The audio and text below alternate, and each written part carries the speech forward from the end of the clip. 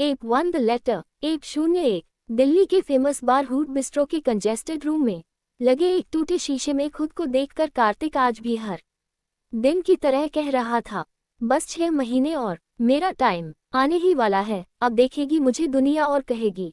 वो अपनी बात पूरी करता लेकिन तभी उसका बेस्ट फ्रेंड नील वहां पहुंचकर बोला, कार्तिक जल्दी चल, तुझे पता है ना आज हमें कॉलेज जल्दी पहुंचना है और तू ये सारा दिन शीशे के सामने खड़ा होकर क्या बड़बड़ करता रहता है। नील की बात सुनकर कार्तिक ने उसके सर पर टपली मारकर कहा, अपना टाइम आएगा, और अपना बैग उठाकर रूम से बाहर निकल गया। क्या यार तू भी ना फालतू का फिल्मी होता रहता है, कहते हुए नील भी उसके पीछे चल दिया। कार्तिक मित्तल का नाम दिल्ली के फेमस हंसराज कॉलेज के टॉप स्टूडेंट्स लिस्ट में शामिल था। दिखने में वह एवरेज और सिंपल था, बालों को एकदम सटीक तरीके से कंघी कर शर्ट का बटन ऊपर तक बांधे बिना किसी स्टाइल के वो हर रोज इसी तरह कॉलेज के लिए निकल पड़ता था। आए दिन भर कॉलेज अटेंड करने के बाद वह दिल्ली के हुड बिस्ट्रो बार में वेटर बनकर पार्ट टाइम जॉब करता, जहां उसे रहने के लिए छोटा सा रूम भी दिया गया था और उस छोटे से कंजेस्टेड रूम को वह अपने दोस्त नील, जो कि उसी का क्लासमेट था, उसके साथ शेयर करता था। सुबह के 8 बजे बज रहे थे। हर दिन की तरह वह दोनों नील की पुरानी स्कूटर में बैठकर कॉलेज के लिए निकल पड़े थे, पर कुछ तो था जो आज अलग था। स्कूटर में बैठे कार्तिक को रोज चलती योजक चिन्ह हवाएं आज कुछ अलग महसूस हो रही थी। चेहरे पर से मुस्कुराहट जाने का नाम ही नहीं ले रही थी।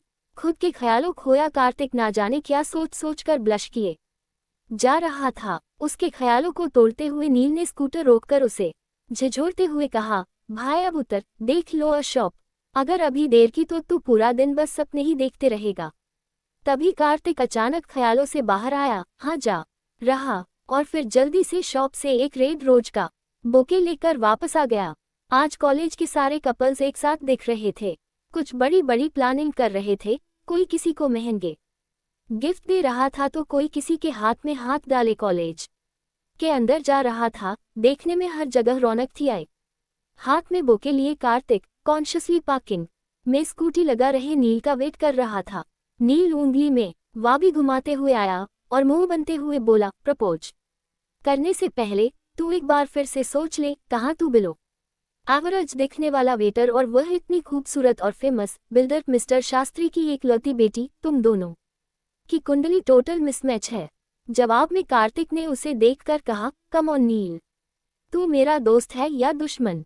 तुझे याद है पिछली बार वो मुझे देखकर कितनी देर तक मुस्कुराए जा रही थी? याद नहीं? तू हौसला बढ़ा, मुझे पता है वो भी मुझे लाइक करती है। ये बोलकर वह ऑडिटोरियम की ओर चला गया, जहां पूरे कॉलेज के लिए वैलेंटाइंस पार्टी ऑर्गेनाइज की गई थी। कार्तिक ने ऑडिटोरियम के अंदर जैसे ही अपने कदम बढ़ाए, वैसे ही उसकी नज़र उस लड़की पर पड़ी जिसे वो चाहता था और प्रोपोज करने वाला था। शानौन। आज उसने रेड कलर की ऑफ शोल्डर घुटने तक लंबी फ्रॉक पहनी हुई थी और अपने बालों में बहुत महंगी फ्लोरल क्लिप लगा रखी थी। वैसे तो वो हर दिन बेहद खूबसूरत लगती थी, लेकिन आज रेड कलर की ड्रेस उसके संगमरमर जैसे बदन पर चार चौद लगा दे रहा था। शानौन को अपने सामने देखकर कार्तिक का मुंह हैरानी से खुला का खुला रह गया। वो बगैर पल के झपकाए बस उसे ही देखा जा रहा था। पीछे से डीजे ने रोमांटिक सॉन्ग भी प्ले कर रखा था। शानौन अपने आईफोन से दोस्तों के साथ रील्स बना रही थी। उसने अपने बाल झटके और स्टाइल से बोली, 4.5 मिलियन फॉलोअर्स। शानौन भी आज बहुत खुश हो जाएगी ये बुके लिए। एक बार वो हाँ कर दे, बस फिर मैं उसे बहुत खुश रखूंगा। कार्तिक मन ही मन सोचने लगा। तभी अचानक शानौन की नज़र उसकी तरफ पड़ी। आई ये देख कार्तिक हाथ हिला कर उसे अपने पास आने का इशारा करने लगा। योजक चिन्ह उसका इशारा पाकर शानौन ने इरिटेट होते हुए अपने दोस्तों से कहा, oh my God that guy is staring at me. पास खड़ी एक लड़की ने कहा, दैट अगली गाय। शानौन ने टेढ़ा सा मुंह बनाया तो दूसरी लड़की ने उससे कहा, तू रुक, यही मैं अभी उससे बात करके आती हूँ। शानौन उसे देख आंखें मटकाते हुए बोली, तुम्हें याद है ना, तुम हॉटशॉट गैंग की लड़कियां हो, हम ऐसे ही एरे गैर से बात नहीं करते, नॉट आवर स्टैंडर्ड। सरी लड़की ने शानौन को कोहनी मारकर कहा, अरे देखो तो, उसके हाथ में तो रेड रोजेस का बुके है। आई लगता है वह आज तुझे प्रपोज करने वाला है। देख बेचारे को, सब सूट में आए हैं, लेकिन वो तो हर दिन की तरह आज भी शर्ट में ही आया है, वो भी yellow colour with black tie, so old fashion. उसके बगल खड़ी लड़की ने कहा। शानोन हंसकर अपनी आंखें रोल करते हुए बोली, पूरा टैक्सी लग रहा है। वेट करते कार्तिक का गला अब तक डर के मारे सूख रहा था। वो लगातार शानोन को ही देख रहा था। तभी शानोन के साथ मौजूद एक और लड़की ने कहा, देख तुझे बुला रहा है, अगर तू नहीं गई तो तुझे स्टॉक करेगा और अपनी खराब अंग्रेजी में तुझे कहेगा, हे बाबे सेल्विल, keep you like a doll. उस लड़की की बात सुनकर सारी लड़कियां हंसने लगी। इस बीच शानोन ने कुछ तो सोचा और तिरछी स्माइल के साथ उसने ड्रिंक का गिलास उठाया और कार्तिक के करीब जाने लगी। जैसे जैसे शानोन कार्तिक के करीब आ रही थी, उसकी धड़कनें बढ़ती जा रही थी। शानोन जैसे ही उसके करीब आए, रोज और जैस्मिन परफ्यूम की तेज खुशबू कार्तिक को मदहोश करने लगी। उसे सामने देखकर कार्तिक पूरी तरह ब्लैंक हो चुका था। तभी अचानक शानोन ने उसके सामने चुटकी बजाते हुए कहा, कहो क्यों बुलाया है। उसकी चुटकी से वापस होश में आए कार्तिक ने शर्माते हुए कहा, अगर तुम इस तरह मुझे देखोगी तो मैं कुछ कह नहीं पाऊंगा। शानोन ने अपनी आईब्रो और कंधा उचका कर कहा, वॉट। कार्तिक ने शानोन की ओर देखा और फिर हिम्मत जुटाते हुए एक सांस में घुटने पर बैठा कह दिया, आई लव यू, और वो बोके उसके सामने कर दिया है। उसके इतना कहते ही शानोन का फेस एक्सप्रेशन अचानक से चेंज हो गया। उसने गुस्से में डी जे की ओर इशारा कर म्यूजिक तुरंत बंद करवाया। उस बड़े से ऑडिटोरियम में हजारों स्टूडेंट्स की भीड़ होने के बावजूद पिन ड्रॉप साइलेंस था। आई कुछ सेकंड्स के बाद शानोन कार्तिक के हाथ में रखे बुके की ओर देखकर कहा, फिर से कहना, क्या कहा तुमने। कार्तिक ने वहां खड़े सभी पर हल्की नजर डाली और शानोन को देखकर उसने दोबारा अपना गला साफ कर कहा, आई लव, मैं तुमसे दीवानों वाला प्यार करता हूँ। नुमाहन यकीन ना हो तो आजमा कर देख लो। ये सुन शानोन ने उसे सार्कास्टिक स्माइल दी और अपने कंधे उचकाकर बोली, यहाँ किसी को सुनाई नहीं दिया। तुमने क्या कहा, फिर से कहो। I love you Shannon, I love you so much. विस्मयादिबोधक चिन्ह उद्धरण चिन्ह। एक्साइटमेंट में एक बार फिर उसकी आवाज काफी तेज हो गई थी। उसे लग रहा था कि शायद शानोन को उसकी बात पर यकीन नहीं हुआ, इसलिए उसने अपने प्यार का इजहार सबके सामने करने का सोचा। योजक चिन्ह। तभी शानोन ने एक बड़ी सी स्माइल के साथ बुके उसके हाथों से लिया।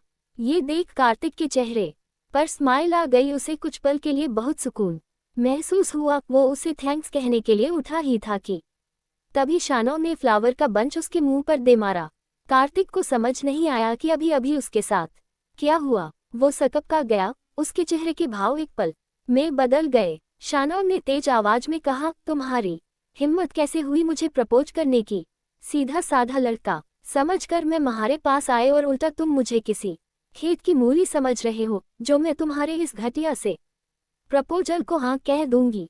उसके हर एक शब्द कार्तिक के दिल में तीर की तरह चुभ रहे थे। उससे कुछ भी बोला नहीं जा रहा था। वो बस अपनी भौं सिकोड़ जमीन की ओर देखा जा रहा था। शानोन ने सारे स्टूडेंट की ओर देखकर तेज आवाज में कहा, गाइस गौर से देखो इसे, ये मुझे प्रपोज करने आया है, वो भी इस रेड रोज के बुके के साथ। उसकी बात सुनकर वहां मौजूद सारे स्टूडेंट कार्तिक को देखकर उसे बुली करने लगे। उसे यकीन नहीं हो रहा था कि हैनन उसके साथ ऐसा कर सकती थी। उसे लगा था कि हो सकता है शायद शानोन उसे मना कर दे, पर वो इस तरह उसे और उसकी फीलिंग्स को जलील करेगी, उसकी उम्मीद उसे बिल्कुल नहीं थी। वो वहां से अपनी आंखें सारे स्टूडेंट से चुराकर बाहर निकलने लगा कि तभी कॉलेज के कुछ लड़कों ने उसका रास्ता रोक उसे घेर लिया। एक लड़के ने उसे देखकर हंसते हुए कहा, क्यों बे बैटरी, तुझो भी वैलेंटाइन्स डे का बुखार चढ़ा हुआ है क्या। कभी अपनी शक्ल देखी है तूने आईने में। तब तक नील भी वहां पहुंच चुका था। वो घेरे के बीच कार्तिक के पास जा पहुंचा है। तभी नील को देखकर दूसरे लड़के ने कहा, अबे डबल बैटरी समझा इस सिंगल बैटरी को, औकात में रहे। अपनी बेइज्जती तो कार्तिक को बर्दाश्त थी, लेकिन अपने दोस्त के लिए गलत सुन उसने एक गुस्से भरी नजर उन पर डाली। कार्तिक उन लड़कों को कुछ बोल पाता उससे पहले ही नील उसे जबरदस्ती वहां से बाहर ले गया है। वो दोनों बाहर गार्डन की बेंच पर आकर बैठ गया है। कार्तिक का दिल पूरी तरह से टूट गया था। कुछ देर तक कुछ न बोलने पर नील ने उसे समझाते हुए कहा, देख मैंने तुझे पहले ही समझाया था शानोन तेरे लायक लड़की नहीं है। चुप्पी तोड़ कार्तिक ने अपनी आंखों से आंसू पूछते हुए कहा, सच बोलना, मैं उसके लायक लड़का नहीं। वो कितनी प्यारी है, लेकिन मैं तो बस एक वेटर। उसके इतना कहते ही नील बेंच से उठकर खड़ा हो गया और तेज आवाज में बोला, वह चुड़ैल तुझे प्यारी लगती है?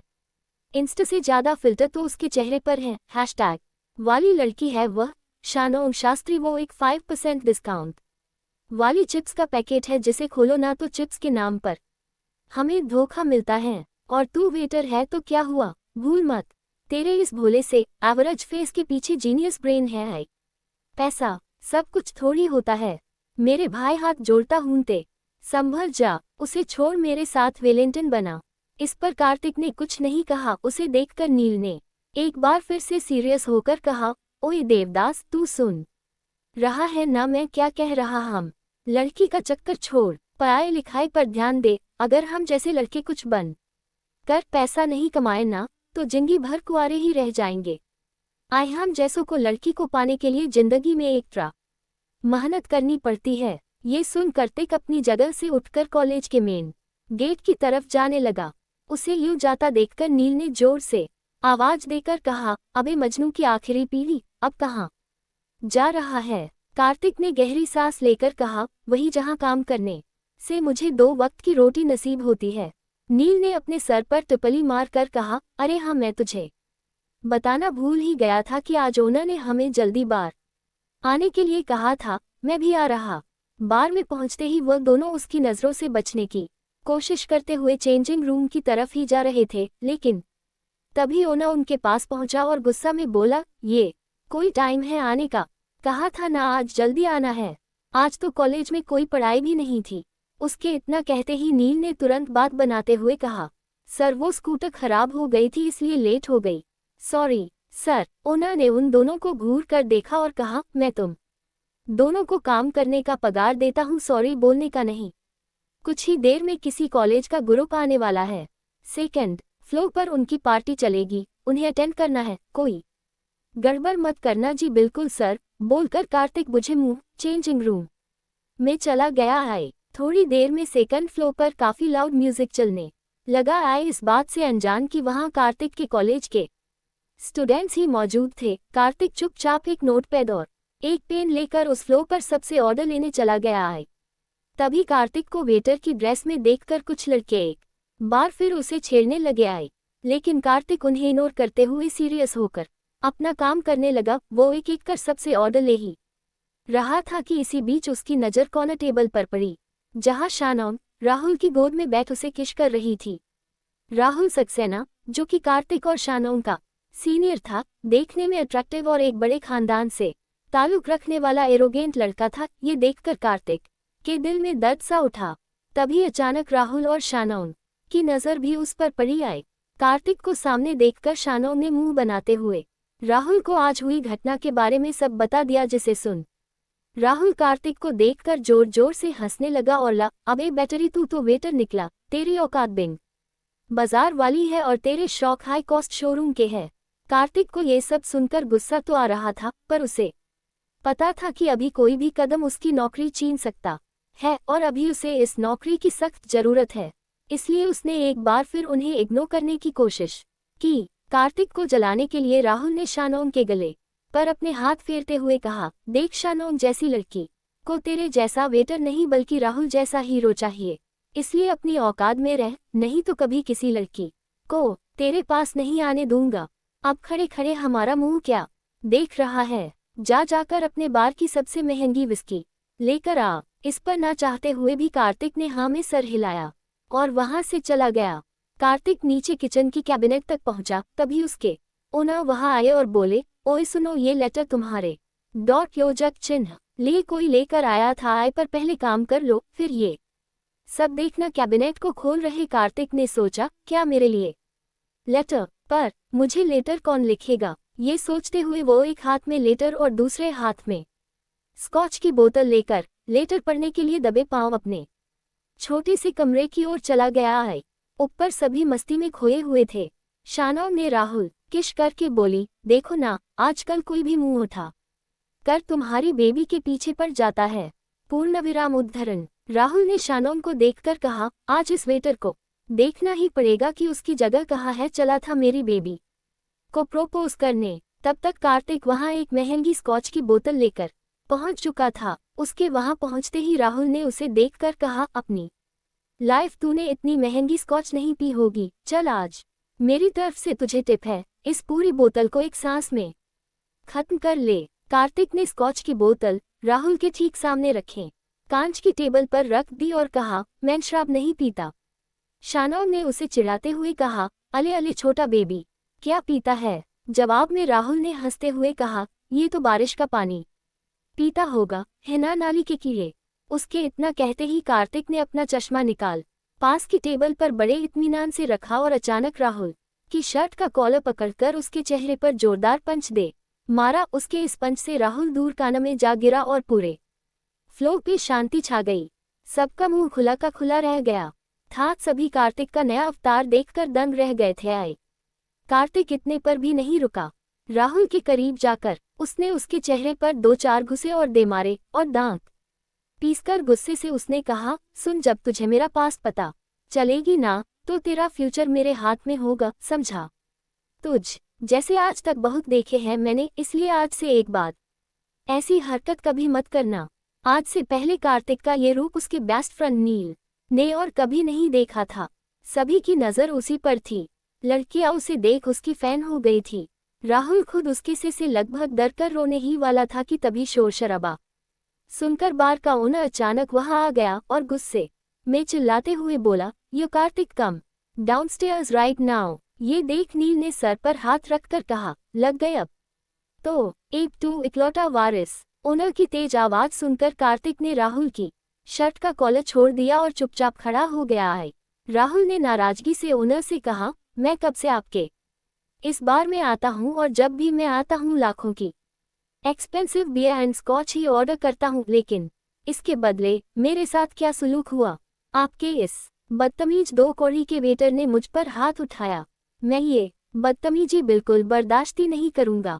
अभी पुलिस को कॉल करता, सबके सब जेल जाओगे ही। ये बोलकर राहुल ने गुस्से में अपने पॉकेट से मोबाइल निकाला। पुलिस का नाम सुनते ही ओनर ने राहुल से गिड़गिड़ाते हुए कहा, सर, मैं जानता हूँ इससे बहुत बड़ी गलती हो गई है, पर आपसे विनती है प्लीज आप पुलिस को रहने दे, प्लीज इसकी ये गलती माफ कर दे सर, ये अभी आपसे सॉरी बोलेगा। ये बात सुनते ही राहुल कार्तिक को देखकर तिरछी स्माइल देने लगा है। नील ने ओनर से कहा, सर, कार्तिक की कोई गलती नहीं थी। इस राहुल ने अपनी खुन्नस निकालने के लिए इस पर स्कॉच की पूरी बोतल पलटा दी और फिर झगड़ा शुरू हुआ। ओनर ने जोर से उसे डांटे हुए कहा, यू शट अप, तुम क्या कार्तिक के लॉयर हो जो उसकी बदतमीजी पर पर्दा डाल रहे हो? फिर उन्होंने कार्तिक की ओर देखते हुए कहा, सर से माफी मांगो अभी इसी वक्त, वरना मैं तुम्हें फायर कर दूंगा। ये सुन शानों ने सार्कास्टिक स्माइल के साथ राहुल को देखा। आए साफ पता चल रहा था कि वो दोनों ओनर की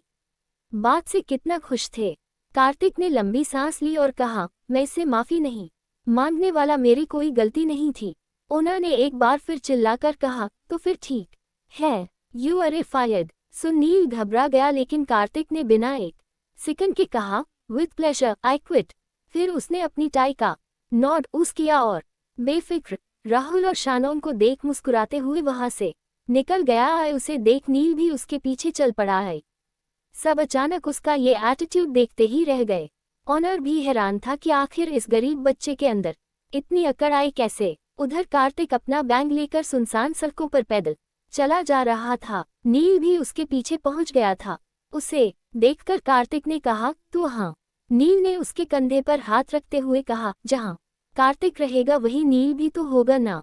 उसकी बात सुनकर कार्तिक के चेहरे पर एक प्यारी सी स्माइल आ गई, पर फिर वो थोड़ा उदास होते हुए बोला, तुझे अपनी जॉब नहीं छोड़नी चाहिए थी।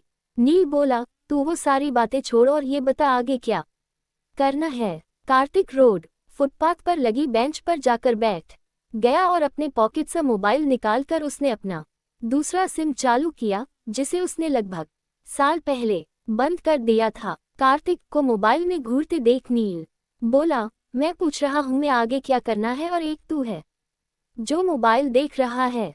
कार्तिक ने जैसे ही अपना पुराना सिम ऑन किया, उसमें ढेर सारे मैसेजेस आने लगे। जिसमें से एक मैसेज ओपन कर कार्तिक ने देखा तो लिखा था, कार्तिक तुम इस वक्त जहां कहीं भी हो फौरन मित्तल पैलेस लौट कर आ जाओ, तुम्हें तुम्हारे राइट्स वापस किए जा रहे हैं। कार्तिक को ये मैसेज 7 दिन पहले आया था। मैसेज पढ़कर कार्तिक हैरान हो गया, लेकिन ये रीड हत्स तो मुझे मिलने में अभी कब था, तो फिर अब ये। एक पल के लिए तो वो ये भी भूल गया था कि इस समय नील भी उसके साथ है। कार्तिक की हल्की हल्की आवाज सुनकर नील ने अजीब सा फेस एक्सप्रेशन देकर कहा, कार्तिक तुझे फिर से दौरे पड़ने शुरू हो गए। यहाँ हमारे खाने के लाले पड़े हुए हैं और एक तू है। कार्तिक के चेहरे पर एक अलग लेवल का कॉन्फिडेंस झलक रहा था। अचानक उसने वहां से एक टैक्सी की बुलाया और उस पर चढ़ने लग गया। परेशान और कंफ्यूज नील भी उसके साथ फटाफट टैक्सी पर बैठ गया। यार अब तो बता दे हम कहाँ जा रहे हैं। कार्तिक ने फाइनली उसकी ओर स्माइल कर कहा, बस देखते जा, अपना टाइम आ गया है। और आंखें बंद कर टैक्सी की सीट पे आराम से टेक लेकर बैठ गया। उसकी बंद आंखों के सामने धुंधली सी तस्वीर घूमने लगी। कार्तिक मित्तल फैमिली का असली वारिस नहीं है, इसलिए तुम कितना भी कह लो, उसे 7 साल अपनी पहचान छिपाकर रखनी ही होगी। अगर इस शर्त में वो कामयाब हुआ तभी उसे अपना हक मिलेगा। किसी की भारी आवाज आई, योजक चिन्ह पर आप मेरे बच्चे को ऐसे कैसे भेज सकते हैं, खुद से अलग कैसे कर सकते हैं? इसमें उसकी क्या गलती कि वो घर का नहीं, उसे तो मैले करार थी। आपको भी ये बात पहले से पता थी, तो आपने पहले ही मना क्यों नहीं किया? आप इस बच्चे के साथ साथ मुझे भी सजा क्यों दे रहे हैं? कार्तिक की मां ने रोते हुए कहा, जो कह दिया सो कह दिया। अगर इस घर के लायक बनना है तो उसे इस गौर से गुजरना ही पड़ेगा। हम एक बच्चे के चलते इस महल के नाम पर आंच नहीं आने दें। सालों और पीढ़ियों की मेहनत है, इसके लायक बनना पड़ता है। ये आप ठीक नहीं कर रहे ठीक। कोई तो रोक लो, मेरे बच्चे को मत ले जाओ, ये मैं नहीं होने दूंगी। वो अपना बीता कल सोच ही रहा था कि तभी एक बड़े से पहले इसके सामने टैक्सी रुक गई और इसी के साथ उसकी खुलती आंखों से एक आंसू टपक गया।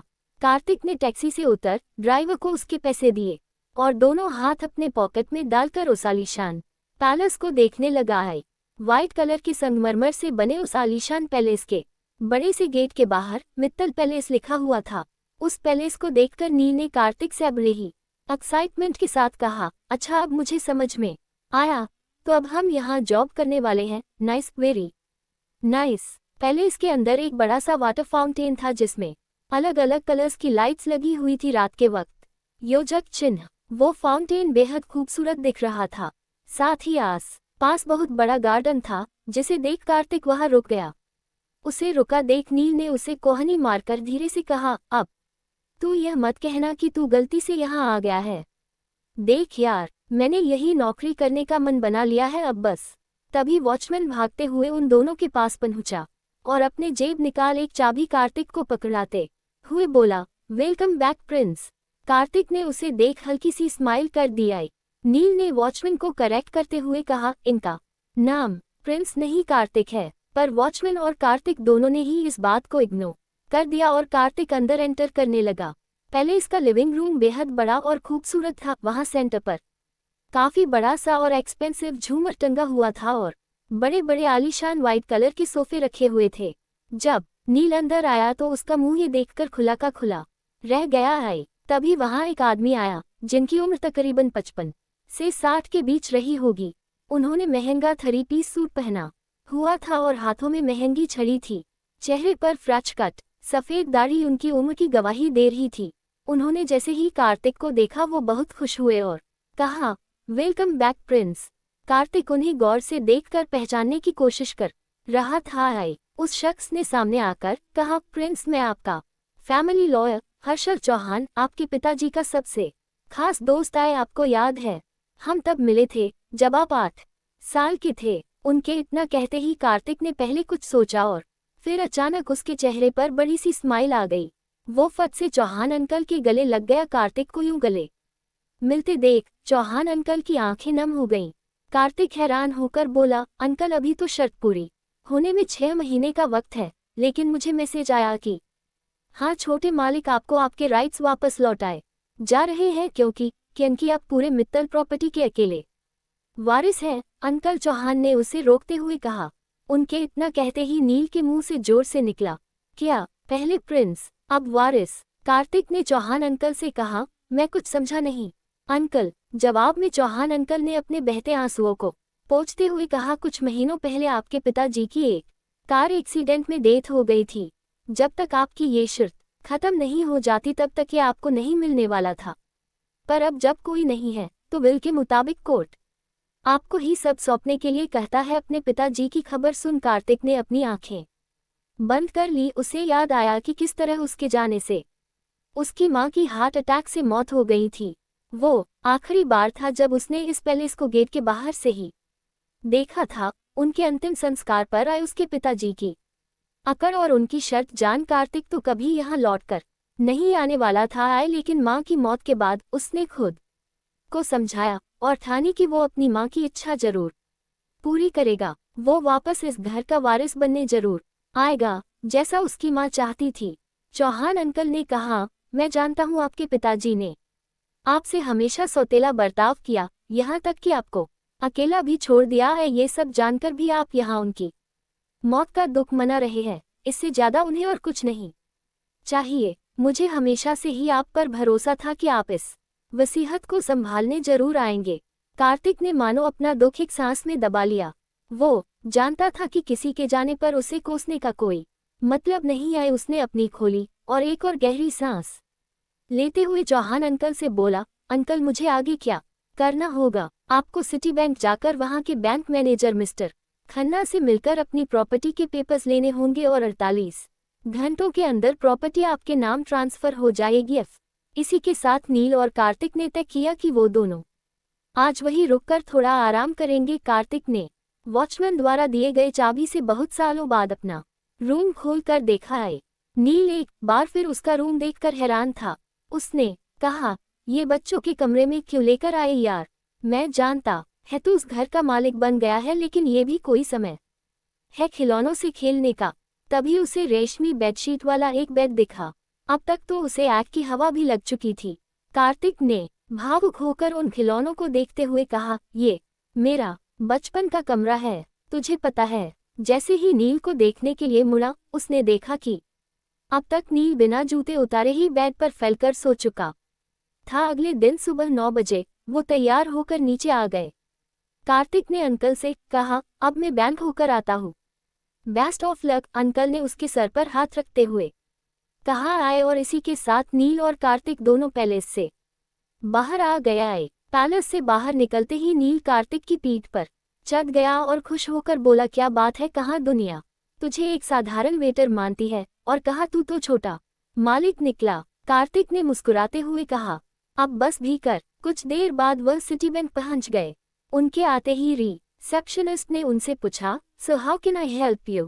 कार्तिक ने कहा, मुझे एक मैनेजर मिस्टर खन्ना मिलना है। रिसेप्शनिस्ट ने अपनी टेबल पर रखी कंप्यूटर स्क्रीन में कुछ एंटर किया और कहा, क्या आप मुझे बता सकते हैं आप उनसे क्यों मिलना चाहते हैं।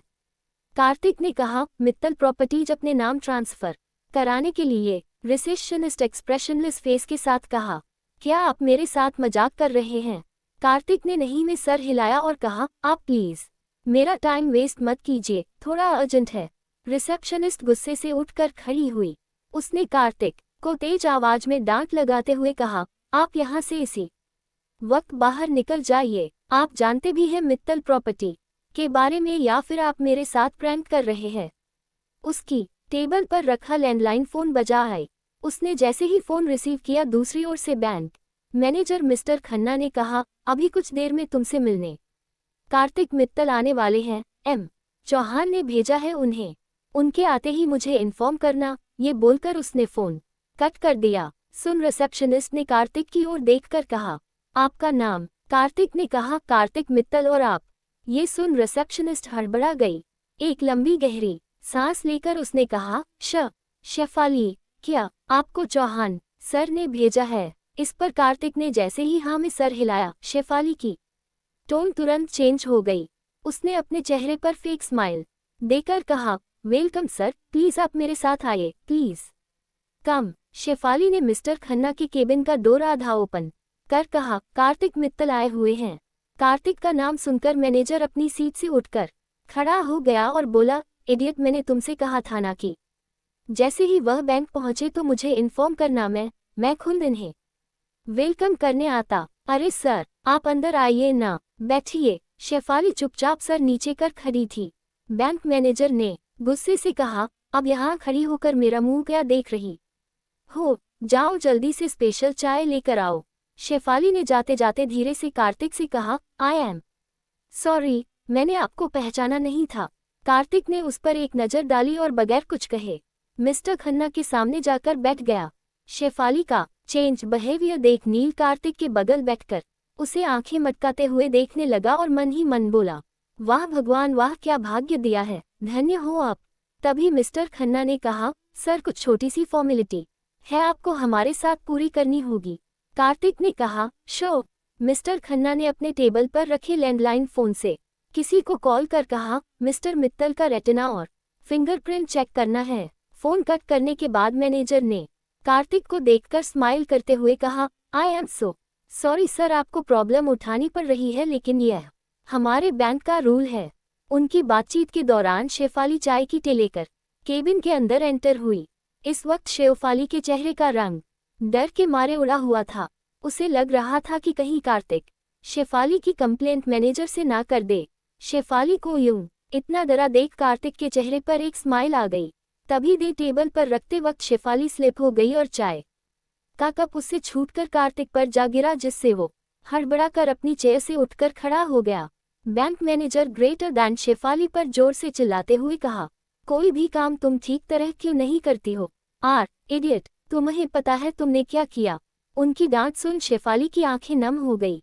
गरम चाय गिरने की वजह से कार्तिक को कंधे पर जलन महसूस हो रही थी। मैनेजर कंटिन्यूअसली शेफाली को डांट रहा था। कार्तिक कुछ कहता उससे पहले कुछ लोग मैनेजर के केबिन में पहुंच गए। वह लोग कार्तिक की रेटिना और उसके फिंगरप्रिंट का सैंपल लेने आए हुए थे। मैनेजर ने शेफाली को डांट कर वहां से जाने के लिए कह दिया। पूरा प्रोसीडर होने के बाद मैनेजर ने कार्तिक और देखकर कहा, सर बस 3 घंटे में सारी प्रॉपर्टी आपके नाम हो जाएगी। कार्तिक अपने चेयर से उठकर खड़ा हो गया और थैंक यू बोलकर वहां से बाहर निकल गया।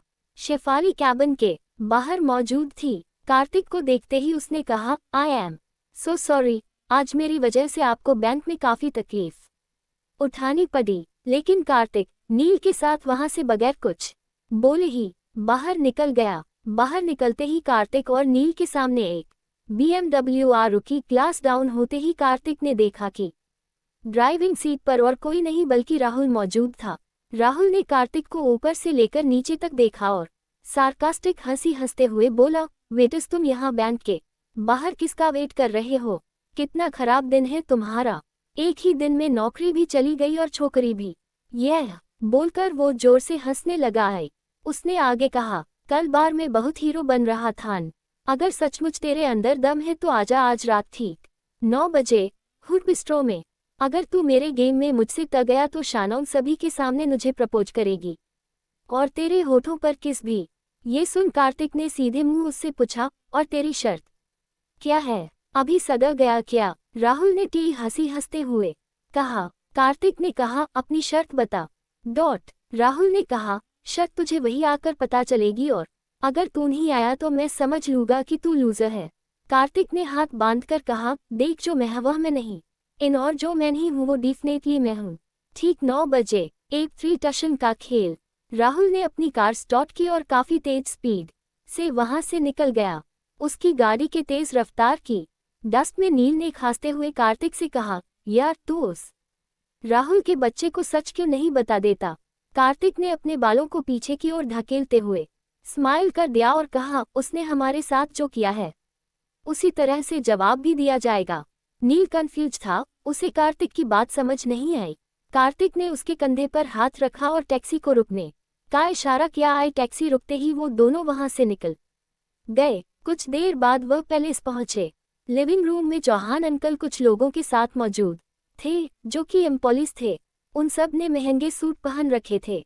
चौहान अंकल ने जैसे ही कार्तिक को देखा वो अपनी सीट से उठकर खड़े हो गए और उन्होंने कहा, आइए कार्तिक।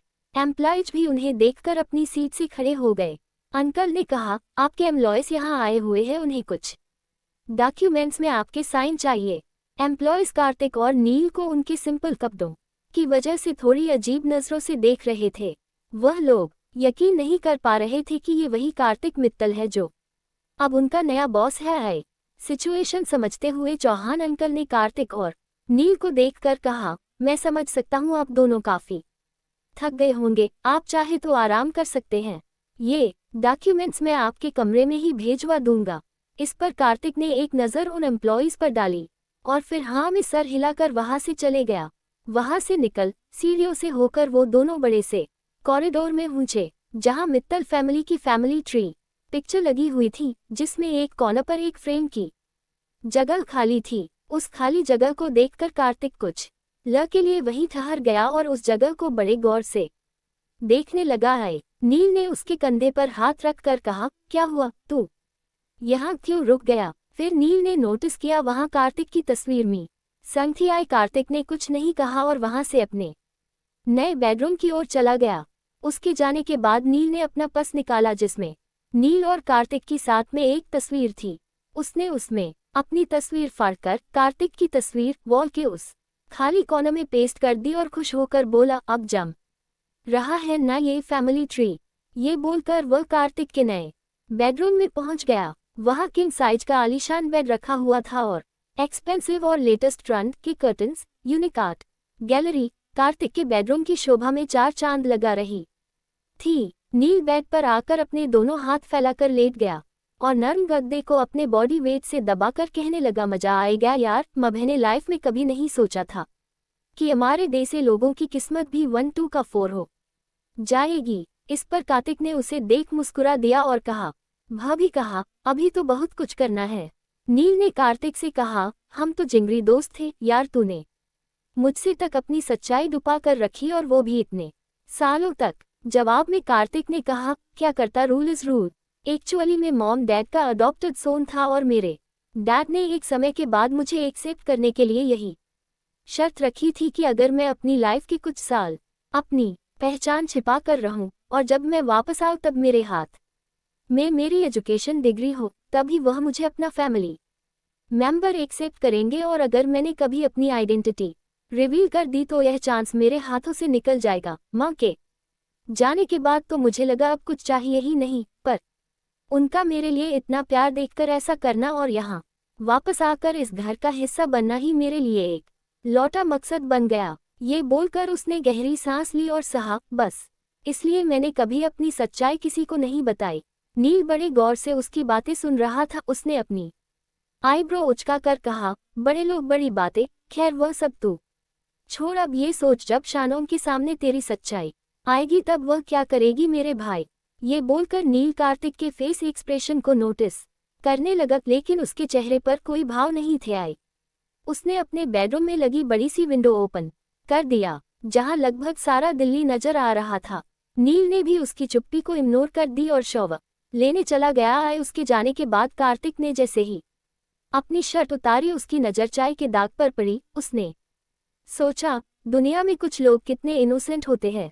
कुछ देर में नील शावर लेकर आ चुका था। बाहर आकर उसने अपने गीले बालों को टॉवल से सुखाते हुए कहा, सुन भाई, मैं यहाँ नहीं रहने वाला। कार्तिक रिचालिया नजरों से उसे देखने लगा तो नील के आगे कहा, भादू, जितना बड़ा तेरा बाथरूम है इतना बड़ा तो हमारे उस बार का ग्राउंड फ्लोर हुआ करता था जहाँ हम दोनों वेटर थे, और इतने बड़े बाथरूम में साबुन गिर जाए तो तुझे पता ही कितनी मुश्किल होती है ढूंढने में। हर तरफ बड़े बड़े शीशे लगे हुए। हाँ यार, तू ही बता, नहाते वक्त अपने आप को कौन देखता है? कार्तिक उसकी बात सुनकर हंसने लगा। योजक चिन्ह। शाम के 7 बजे बज चुके थे। नील और कार्तिक बाहर के लिए निकल रहे थे। वो दोनों जैसे ही अपनी गाड़ी से पैलेस से बाहर थोड़ा आगे निकले, गेट पर उन्हें किसी लड़की की परछाई नजर आई। कार्तिक ने ड्राइवर को गाड़ी पीछे लेने के लिए कहा। गाड़ी बैक होते ही उसने गौर से उस लड़की को देखा। वह लड़की और कोई नहीं बल्कि शेफाली थी। शेफाली को देखकर कार्तिक हैरान हो गया और गाड़ी से बाहर आ गया। तुम यहाँ क्या कर रही हो? फाली ने कुछ डॉक्यूमेंट उसे पास किया और कहा, मैं आपको ये डॉक्यूमेंट्स देने आई थी। आपके डॉक्यूमेंट्स का सारा काम पूरा हो चुका है। अब आप पूरी तरह से इस विरासत के मालिक है। कांग्रेचुलेशन। कार्तिक ने वो पेपर लिया और कहा, इसे तुम किसी और के हाथ भी भेज सकती थी, खुद क्यों आई? शेफाली ने कहा, कॉन्फिडेंशियल पेपर थे इसलिए मैं खुद देने चली आई। कार्तिक ने एक नज़र ऊपर से नीचे तक उस पर डाली और कहा, कहो क्या कहना चाहती हो? कॉन्फिडेंशियल पेपर देने तो नहीं आए हो तुम? योजक चिन्ह। जवाब में शेफाली ने कहा, उम्मीद करती हूँ आगे भी आप अपना पैसा सिटी बैंक में ही डिपॉजिट करेंगे, मेरी वजह से आप दूसरा ऑप्शन नहीं देखें। मैं अपनी हरकत के लिए शर्मिंदा हूँ। उसके चेहरे पर बच्चों की तरह मासूमियत थी और उसकी आवाज में सच में शर्मिंदगी झलक रही थी। कुछ सोचकर कार्तिक ने कहा, एक शर्त पे तुम्हें माफ कर सकता हूँ। शेफाली ने तुरंत उसकी ओर देखा तो कार्तिक ने कहा, मैं पार्टी में जा रहा हूँ, क्या तुम मेरे साथ आना पसंद करोगी? देखो कोई जबरदस्ती नहीं है, जैसा तुम्हारा मन। ये बोलकर कार्तिक उसके जवाब का वेट करने लगा। शेफाली पहले थोड़ा हिचकिचाई पर फिर उसने हाँ में सर हिला दिया। फिर वो अपने कपड़ों की ओर देखकर कहने लगी, लेकिन मैंने तो ऑफिस के कपड़े ही पहने हैं। ये सुन कार्तिक के चेहरे पर हल्की मुस्कान आ गई और उसने कहा, तुम उसकी टेंशन मत लो। ये कहकर उसने शेफाली को गाड़ी में बैठने का इशारा किया और फिर तीनों वहां से निकल गए। शेफाली गाड़ी की विंडो से बाहर का नजारा देख रही थी।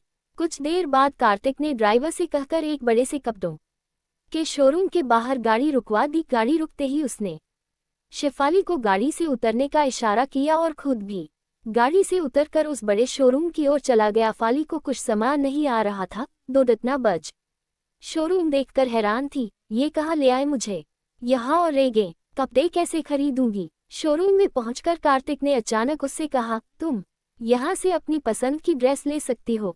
ये सुन शेफाली एकदम चौंक गई और उसकी आंखें बाहर निकल आई। वो कुछ कह पाती उसके पहले ही उसके पास शोरूम में काम करने वाली एक लड़की पहुंच गई और शेफाली को वहां से दूसरे फ्लोर पर ले जाने लगी। कुछ देर बाद शेफाली सेकंड फ्लोर से नीचे आई और चुपचाप कार्तिक के पास आकर खड़ी हो गई। कार्तिक बड़े से सोफे पर बैक मैगजीन पढ़ रहा था। शेफाली की आहट आते ही कार्तिक ने उसकी ओर देखा। इस वक्त उसने ब्लैक कलर की बैकलेस शॉर्ट ड्रेस पहन रखी थी जिसमें वो बेहद प्यारी लग रही थी।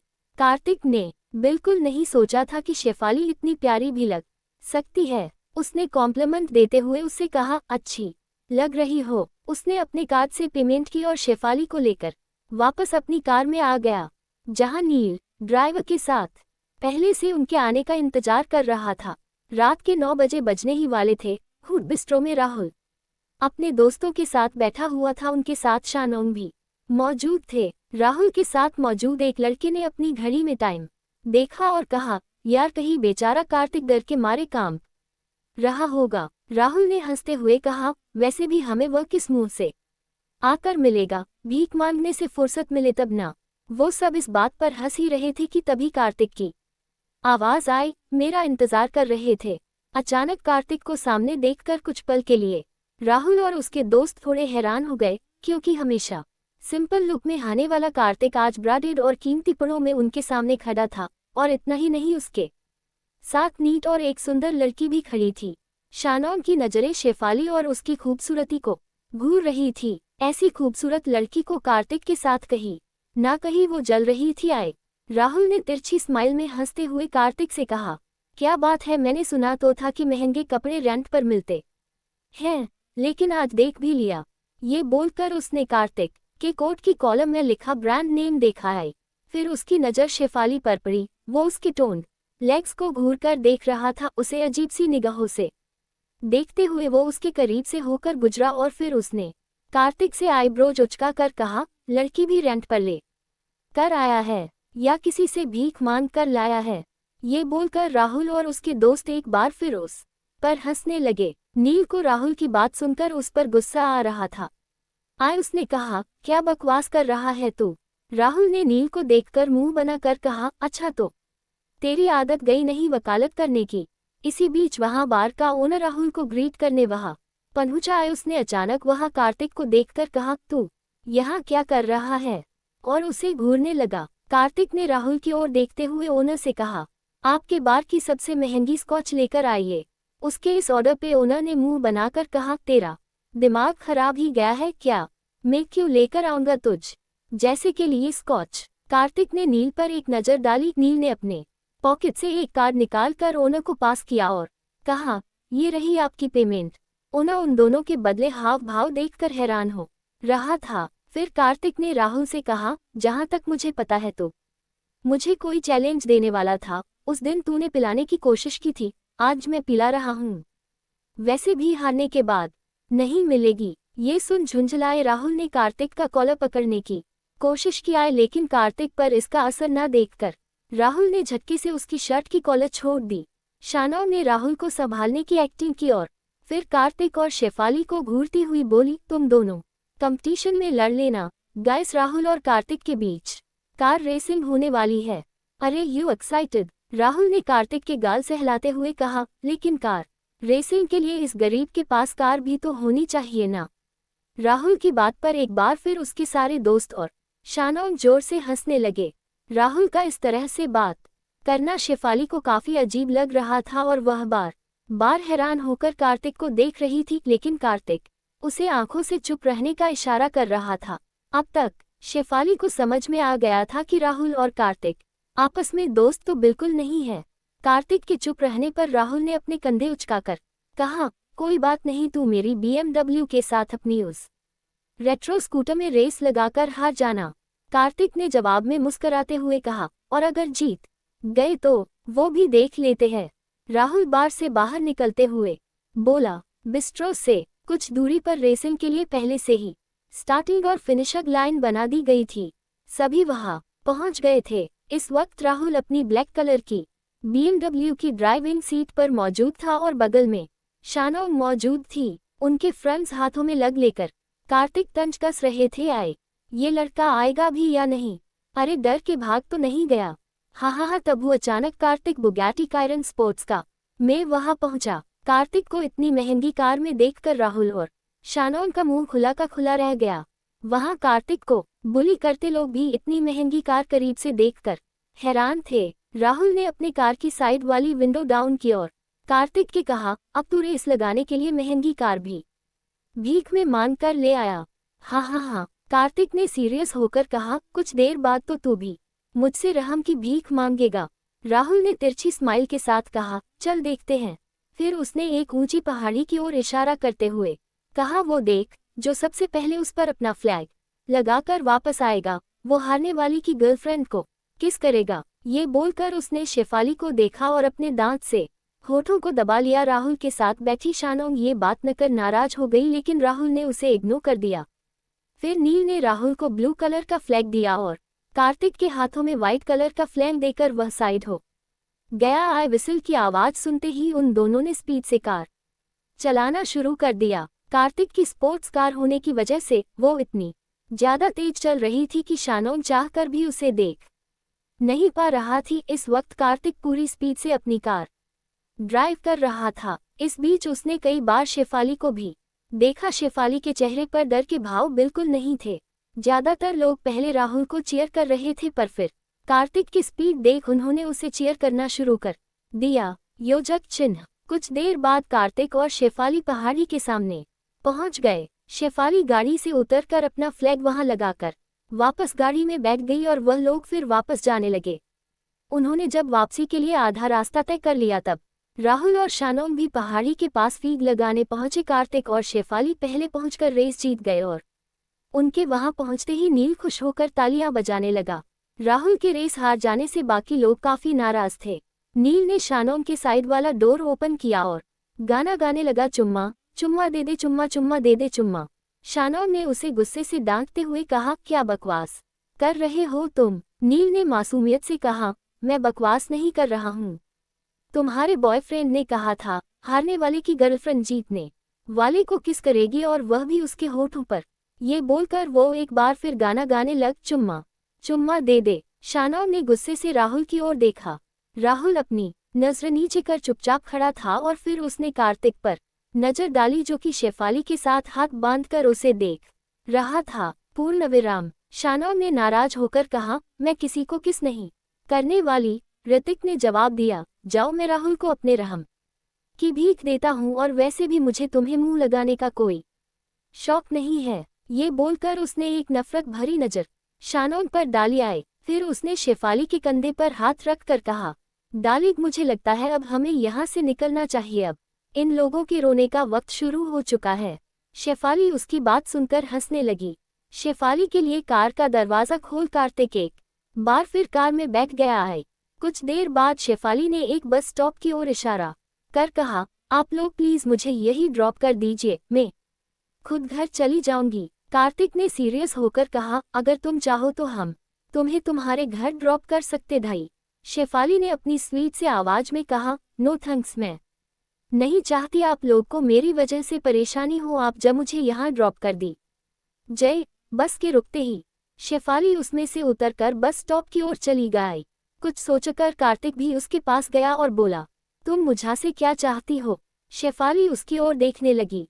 कार्तिक ने उसकी आंखों में आंखें डालकर कहा, कहो क्या कहना चाहती हो? उसके इतना कहते ही शेफाली ने अपनी नजरें चुराते हुए कहा, जी हाँ, एक ऐसी बात है जो अब तक मैंने किसी से नहीं कही, लेकिन आज आपसे कहने जा रही हूँ। एक फोर नकाब के पीछे कौन? कार्तिक ने उसकी ओर देखकर कहा, तुम चाहो तो मुझसे अपनी प्रॉब्लम शेयर कर सकते हो। शेफाली की काजल से सनी हुई आंखों से आंसू आने लगे थे। उसे इमोशनल होते देख कार्तिक ने बड़े ही प्यार से कहा, देखो तुम्हें मैं एक फ्री की एडवाइस दे रहा हूँ। रोने वाले को दुनिया और रुलाती है, इसलिए आंसू पोंछो और बताओ क्या हुआ। शेफाली ने धीरे से हाँ में सर हिला दिया और अपने स्लिंग पर्स से रुमाल निकालकर उसने अपने आंसू पोंछ लिए। उसने कहा, मेरे बाबा दिल्ली के सिटी हॉस्पिटल में पिछले 5 सालों से एडमिट है और उन्हें डिमेंशिया नाम की दिमागी बीमारी है। हर दिन उनकी याददाश्त कमजोर होती जा रही है। कार्तिक अब तक हाथ बांधे हुए उसके एक एक शब्द बड़े गौर से सुन रहा था। शेफाली ने आगे अपनी बात कंटिन्यू करते हुए कहा, बाबा ने कभी मुझे कोई तकलीफ नहीं होने दी। माँ के बारे में तो मुझे याद ही नहीं है, वह कब मुझे छोड़ कर चली गई, लेकिन मेरे बाबा ही मेरी दुनिया है। माँ बाप, भाई बहन, दोस्त, मेरे लिए सब कुछ वही है। अपनी बात बीच में अधूरी छोड़कर एक बार फिर वह फफक कर रो पड़ी। उसे रोते देखकर कार्तिक को अच्छा नहीं लग रहा था। शेफाली ने नम आंखों से उसकी ओर देखकर कहा, सीधे पॉइंट पर आती है, बाबा को साथ में किडनी की भी प्रॉब्लम है। उनके डायलिसिस के लिए पैसों की जरूरत है। मुझे नहीं पता अगर उन्हें कुछ हो गया तो मेरा क्या होगा। मैं इतने पैसों का इंतजाम कैसे करूं, कुछ समझ नहीं आ रहा। उसकी कहीं हर एक बात ना जाने क्यों कार्तिक के दिल तक पहुंच रही थी और वह भी शेफाली की तकलीफ अच्छी तरह महसूस कर पा रहा था। उसने अपनों के खो जाने का डर महसूस किया था। कार्तिक ने उसकी ओर देखकर कहा, क्या मैं इसमें तुम्हारी मदद कर सकता? शेफाली ने धीरे से कहा, क्या आप मुझे 10 लाख रुपए उधार दे सकते हैं? मैं जैसे तैसे एक एक कर आपको सब वापस कर दूंगी, बस थोड़ा समय लगेगा। कार्तिक ने बिना आगे कुछ पूछे या बोले अपने कोट की राइट पॉकेट से चेकबुक निकालकर शेफाली को उसके अमाउंट का चेक सिग्न करके दे दिया और कहा, इन्हें लौटने की जरूरत नहीं है। शेफाली ने उसकी ओर देखकर कहा, ऐसा कैसे हो सकता है कि आपको ये वापस नहीं चाहिए? आपने मुझे इतना बड़ा अमाउंट दिया है, बदले में आप मुझसे कुछ तो चाहते होंगे। कार्तिक ने कहा, बस तुम अपने बाबा को बचा लो। मैं ये सब किसी एहसान के लिए नहीं कर रहा, बस चाहता हूँ कोई किसी अपने को खो ना दे। तुम अच्छी लड़की हो शेफाली, इसे रख लो, हमेशा खुश रहना। उनकी बातचीत के दौरान बस आ चुकी थी। शेफाली कार्तिक को चुपचाप देख रही थी। कार्तिक ने उसे आंखों से बस की ओर इशारा किया और वह बगैर कुछ कह बस के अंदर चली गई। उसके अंदर जाते ही बस भी वहां से अपनी मंजिल के लिए निकल गई। कार्तिक हाथ बांधकर उस बस को जाते तक देखता रह जब तक वह बस उसकी आंखों से ओझल ना हो गई। नील चुपके से कार्तिक के पास आकर खड़ा हो गया और उसके करीब जाकर धीरे से बोला, बस चली गई है। अचानक उसकी आवाज सुनकर कार्तिक अपने ख्यालों से बाहर आया और एक लंबी सांस लेकर उठ खड़ा हुआ। उनकी गाड़ी एक बार फिर दिल्ली की भारी ट्रैफिक में तेजी से निकल पड़ी। नील ने अपने कंधे उचका कर कहा, मुझे ना तेरे लिए एक सॉन्ग डेडिकेट करने का मन हो रहा है। कार्तिक ने दोनों हाथों से अपने कान बंद कर लिए और कहा, मुझे माफ कर, मुझे तेरा गाना नहीं सुनना है अभी। नील ने उसके कानों पर से हाथ हटाकर कहा, अरे तू सुनेगा तो सुनता ही रह जाएगा। और बिना समय गवाए उसने झट से फोन पर अपना इंस्टाग्राम खोल एक लड़की का लाइव शो लगा दिया। वो लड़की बेहद सुरीली आवाज में गा रही थी, तू ही ये मुझको बता दे, चाहूं मैं या स। लड़की की आवाज इतनी सुरीली थी कि मना कर रहा कार्तिक भी उसे सुने बिना रह नहीं पाया। कौन है ये? उसने पूछा। पता नहीं यार, पेज पर तो कियारा के नाम से है, मैंने भी आज ही देखा, मुझे बहुत अच्छा लगा, इसमें फेस नहीं आ रहा, तो क्या पता कोई लोकल सिंगर हो बहुत ही अच्छी। नील ने बहुत एक्साइटमेंट के साथ आगे कहा, मैं तो ये तुझे डेडिकेट कर रहा था, देख रहा हूँ मैं अपने भाई को सेटल होते। ये सुन थोड़ा चिढ़कर कार्तिक ने आगे देखते हुए कहा, जैसा तुम समझ रहे हो वैसा नहीं है, शेफाली को मैं बस दोस्त मानता हूँ, थोड़ी मासूम है और ऐसे लोग दुनिया में बहुत कम होते हैं, जो अंदर है वही बाहर भी, कम से कम तुम तो ऐसा मत बोला। थोड़ी देर में गाड़ी में रखा एक मोबाइल रिंग होने लगा, जिसे सुनकर नील ने वो फोन देखा तो उसने कहा, यार तूने मेरे बिना एक नया फोन भी खरीद लिया, पर इतना पुराना, प्रश्नवाचक चिन्ह उद्धरण चिन्ह। कार्तिक ने कहा, यह मेरा फोन नहीं है, आई थिंक शेफाली अपना फोन यही गाड़ी में भूल गई। नील ने कहा, तो तू ही फोन रिसीव कर ले और बता कि शेफाली का फोन तेरे पास है। कार्तिक ने कुछ सोचा और कहा, नहीं यार, इस तरह किसी का फोन रिसीव करना सही नहीं है। तब तक रिंग भी बंद हो चुकी थी। कार्तिक ने कुछ सोचा और अपने ड्राइवर से कहा, गाड़ी सिटी लाइन हॉस्पिटल के लिए टर्न कर दो। ओके प्रिंस, बोलकर ड्राइवर ने गाड़ी टर्न कर दी। नील सर ग्रेटर दैन एक बार फिर पीछे पलटकर कार्तिक को देखा और कहा, युवराज जी, क्या आप हमें बता सकते हैं कि हम शहर पंक्ति क्यों जा रहे हैं? कार्तिक ने सवालिया लहजे से कहा, शहर पंक्ति? नील ने धीरे से कहा, हमारा तात्पर्य सिटी लाइन से है युवराज, जिसकी अमानत हमारी गाड़ी में डूब गई है उसे वापस करने हम शहर पंक्ति I mean city line hospital जा रहे हैं। नील ने हाथ जोड़कर सर झुकाकर कहा, युवराज की जय हो, आपके रहते आपकी प्रजा कभी दुखी हो ही नहीं सकती, युवराज की जय हो। इस पर दोनों लोग हैं पड़े आए। उधर शेफाली सिटी लाइन हॉस्पिटल पहुंच चुकी थी। वहां पहुंचकर उसने रिसेप्शन में कुछ फॉर्मेलिटी की और रिसेप्शन के बाजू से लगी हुई लिफ्ट में एंटर हो गई। आज वह बहुत खुश थी क्योंकि अब वह अपने बाबा का ऑपरेशन करवा सकती थी। 4th फ्लोर में पहुंचकर जैसे ही वह जनरल वार्ड में अपने बाबा के बेड पर पहुंची, उस बेड पर कोई और पेशेंट देख वो घबरा गई। उसने उस पेशेंट के साथ मौजूद अटेंडर को देख कर कहा, ये बेड तो मेरे बाबा का था, मेरे बाबा कहाँ गए? 2 अटेंडर ने कहा, मुझे नहीं पता आपके बाबा कहाँ हैं। पिछले 7 दिनों से मेरी पत्नी का इलाज इसी बेड पर चल रहा है। शेफाली उनकी बात सुनकर और परेशान हो गई। जनरल वार्ड में मौजूद नर्स के पास जाकर उसने बेड की ओर इशारा करते हुए कहा, वहाँ मेरे बाबा थे मिस्टर श्रीकांत जोशी, वो कहाँ गए? नर्स ने बेपरवाही से अपना रजिस्टर देखते हुए जवाब दिया, जिन पेशेंट के बेड का पेमेंट नहीं हुआ है उन्हें टॉप फ्लोर पर रखा गया है। शेफाली ने नाराज होते हुए कहा, एटलीस्ट आप लोगों को मुझे इन्फॉर्म तो करना चाहिए था। और बगैर नर्स का जवाब सुने वह वहां से भागती हुई बाहर निकल गई। भागते हुए जा रही शेफाली अचानक कॉरिडोर में एक शख्स से टकरा गई। इस वक्त शेफाली बहुत हड़बड़ी में थी और उसके चेहरे से परेशानी के भाव साफ झलक रहे थे। उसने उस शख्स को बगैर देखे ही कहा, आई एम सॉरी, और फिर लिफ्ट की तरफ दौड़ पड़ी। आए जिस शख्स से वो टकराई थी वह और कोई नहीं बल्कि कार्तिक था। कार्तिक ने उसे आवाज देकर रोकते हुए कहा, क्या हुआ शेफाली, तुम इतनी जल्दबाजी में कहाँ जा रही हो? उसकी आवाज पहचान कर शेफाली पीछे मुड़कर उसे देखने लगी। उसकी आंखें एकदम नम थी। उसे इस तरह परेशान देख कार्तिक को अजीब लगा। उसने बगैर कार्तिक से नजर मिलाई कहा, आई एम सॉरी सर, मुझे पता नहीं था आप हैं। कार्तिक कुछ बोल पाता उसके पहले ही नील अपने बसखरे अंदाज में बोल पड़ा, इट्स ओके, हमारे युवराज ही है, मां से उतरे हुए भगवान नहीं। कार्तिक ने आंखें बड़ी कर नील को चुप रहने का इशारा किया, लेकिन उसकी बात सुनकर शेफाली के चेहरे पर मुस्कान आ चुकी थी। कार्तिक ने अपने बैक पॉकेट से शेफाली का मोबाइल निकालकर उसे पास करते हुए कहा, तुम अपना मोबाइल गाड़ी में भूल गई थी। इस बीच नील फोन पर किसी से बात करते हुए वहां से जा चुका था। कार्तिक ने शेफाली की ओर देखकर कहा, वैसे तुम इतनी हड़बड़ी में कहाँ जा रही थी? शेफाली ने भौहें सुकोड़ते हुए धीरे से कहा, बाबा को टॉप फ्लोर में शिफ्ट कर दिया गया है, उनका बैग किसी और शेंट को दे दिया गया। बाबा को देखने टॉप फ्लोर पर जा रही थी। फिर कुछ सोचकर शेफाली ने कहा, आप यहाँ तक आ ही गए हैं तो चलिए मेरे बाबा से भी चलकर मिल लीजिए। कार्तिक ने हाँ में सर हिला दिया और शेफाली के साथ हॉस्पिटल के टॉप फ्लोर पर पहुंचा। वहां का नजारा देखकर शेफाली के रोंगटे खड़े हो गए क्योंकि वहां बहुत सारे बीमार लोगों को फर्श पर छोड़ दिया गया था। वहां की हालत बहुत खराब थी। ये देखकर कार्तिक को भी अच्छा नहीं लगा। वहां पहुंचकर शेफाली इतने सारे पेशेंट के बीच अपने बाबा को ढूंढने लगी। वहां उनका ख्याल रखने के लिए कोई नहीं था। कार्तिक भी उसे फॉलो कर रहा था।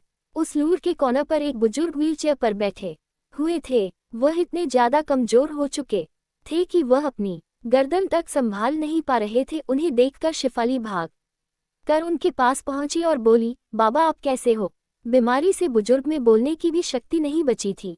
शेफाली ने उनका झुर्रीदार हाथ अपने हाथों के बीच रखा तो स्पर्श पहचान कर उन्होंने एक नज़र शेफाली पर डाली। शेफाली ने उन्हें देखकर कहा, अब आप बिल्कुल ठीक हो जाएंगे बाबा, बिल्कुल ठीक।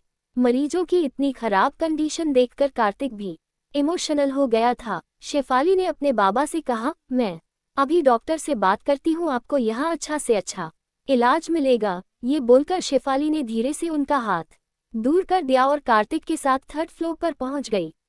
थर्ड फ्लोर पहुंचते ही शेफाली की नज़र डॉक्टर पर पड़ी, जो कि स्पेशल वार्ड से बाहर निकल रहे थे। उन्हें देखते ही शेफाली उनके पास दौड़कर पहुंची और डॉक्टर से कहा, सर मेरे बाबा को देखने वाला कोई भी नहीं है और वह कितने कमजोर हो चुके हम, आप लोगों ने उन्हें इस तरह क्यों रखा? डॉक्टर ने शेफाली को गौर से देखा और उसकी नज़र शेफाली के खूबसूरत पैरों पर पड़ी। उसकी नज़रों को देख शेफाली ने अपने दोनों पैर पीछे कर लिए। डॉक्टर ने कहा, आपने बैग की फीस नहीं भरी थी।